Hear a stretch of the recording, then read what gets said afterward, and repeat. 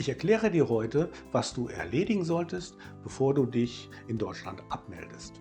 Also, lass dich überraschen.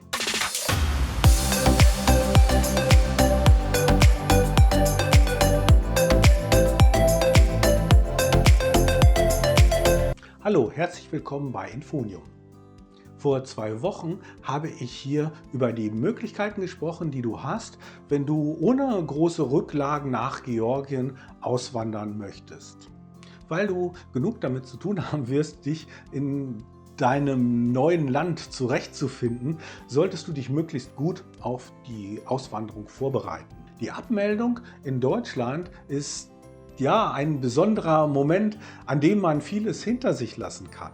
Doch auch wenn du nicht mehr in Deutschland bist, wird das bürokratische System immer wieder bei dir vorstellig werden. Damit du gut darauf vorbereitet bist, habe ich eine Art Roadmap für dich erstellt. Wir beginnen mit deiner Telefonnummer. Richte dir eine deutsche Voice-over-IP-Telefonnummer ein, damit du überall auf der Welt mit deiner deutschen Festnetznummer erreichbar bist. Die E-Mail-Adresse. Richte dir auch eine E-Mail-Adresse ein. Bei 1&1 ist sie übrigens kostenfrei. Du musst lediglich eine Anmeldegebühr in Höhe von 9,90 € bezahlen. Diese Adresse brauchst du, um aus dem Land deiner Wahl rechtssicher mit deutschen Behörden oder mit Unternehmen korrespondieren zu können. Online-Fax. Richte dir ein Online-Fax beispielsweise bei Simplefax ein.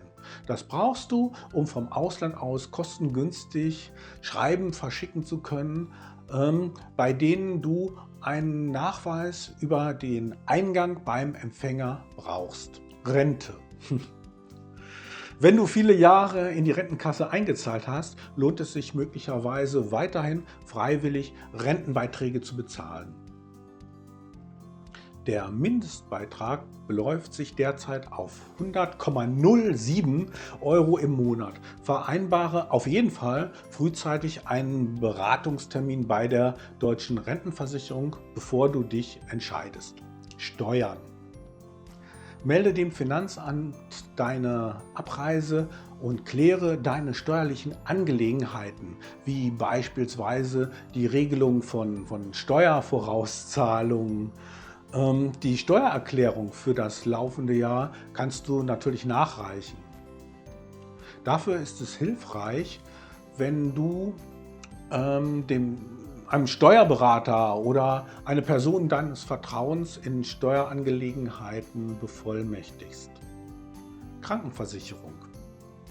Teile deiner Krankenversicherung mit, dass du auswandern wirst und kläre, ob sie weiterhin gültig ist oder ob du eine neue Versicherung im Zielland benötigst. Informiere dich über die Gesundheitsversorgung in dem Land deiner Wahl. Vermutlich wirst du einen privaten Krankenversicherungsvertrag abschließen müssen. Besorge dir Kopien aller wichtigen medizinischen Unterlagen und scanne sie zur Sicherheit ein. Für die ersten Wochen brauchst du vermutlich einen ausreichenden Vorrat an notwendigen Medikamenten. Finanzen. Kläre, wie viel Geld du für den Übergang brauchst. Und bitte belüge dich nicht selbst. Plane einen großen Puffer ein. Informiere deine Bank über die Auswanderung und frage nach, ob sie dein Konto schließen möchte oder ob es möglich ist, es weiterhin zu nutzen. Du wirst ein deutsches Bankkonto brauchen, um bestimmte Verträge bezahlen zu können. Ja, und recherchiere, bei welcher Bank im Zielland du ein Girokonto eröffnen möchtest. Dokumente und Unterlagen. Nimm alle wichtigen Dokumente wie Ausweispapiere, Geburtsurkunden, Zeugnisse und Versicherungsunterlagen mit. Scanne sie zur Sicherheit aber nochmal ein. Schule. Wenn du Kinder hast, stellt sich natürlich die Frage, welche Schule sie an dem Ort deiner Wahl besuchen sollen. Nicht immer genügt der Schulunterricht unseren westeuropäischen Ansprüchen. Dann bietet es sich an, einen Vertrag mit einer deutschen Online-Schule abzuschließen. In vielen Ländern ist es aber auch möglich, die eigenen Kinder zu Hause zu unterrichten. Auch eine interessante Option. Umzug und Lagerung. Wenn du deine persönlichen Gegenstände mitnehmen möchtest, organisiere rechtzeitig den Umzug und die Einlagerung. Informiere dich über die geltenden Zoll- und Einreisebestimmungen im Zielland. Kündigung von Verträgen. Stelle sicher, dass du alle laufenden Verträge in Deutschland kündigst oder entsprechende Regelungen triffst. Dazu gehören Mietverträge, Versicherungsverträge, Mitgliedschaften und Abonnements. Informiere die entsprechenden Anbieter über deine Abreise und kläre die notwendigen Kündigungsfristen. Als Nachweis wirst du deinem Kündigungsschreiben die Meldebescheinigung beifügen müssen. Du kannst sie aber natürlich auch nachreichen. Ja, kommen wir zum großen Moment der Abmeldung. Du musst dich bei der örtlichen Meldebehörde, dem Einwohnermeldeamt, abmelden. Vereinbare auf jeden Fall frühzeitig einen Termin. Eigentlich ist es gesetzlich vorgeschrieben, dass die Abmeldung innerhalb einer Frist von 2 Wochen nach deinem Auszug erfolgen soll. Das ist natürlich nicht möglich, du bist dann ja gar nicht mehr da. Darum ist es auch möglich, frühestens eine Woche vor deinem Auszug dich abzumelden.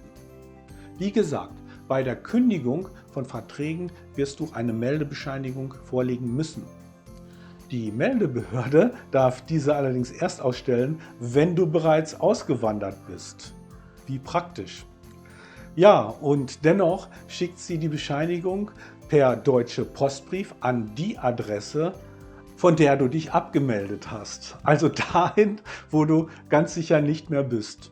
Darum solltest du vorab bei der Post einen Nachsendungsantrag zu einer Person deines Vertrauens stellen. Lass dir die Bescheinigung dann einfach als PDF zumailen und dann kannst du sie online an deine Vertragspartner weiterleiten. Übrigens ist die Meldebescheinigung ein wichtiger Nachweis. Hebe sie gut auf. Du wirst sie brauchen, wenn du beispielsweise einmal einen neuen Ausweis bei einer Botschaft beantragen musst. Ja, das waren meine Tipps, wie du dich auf deine Auswanderung vorbereiten solltest. Unten in der Beschreibung findest du zahlreiche Links dazu. Hast du noch Fragen oder Kritik? Ja, dann lass einfach einen Kommentar da. Und bitte vergiss nicht, Infonium zu liken oder zu abonnieren, damit du auch in Zukunft keine Folge verpasst. Bis zum nächsten Mal in einer Woche. Tschüss!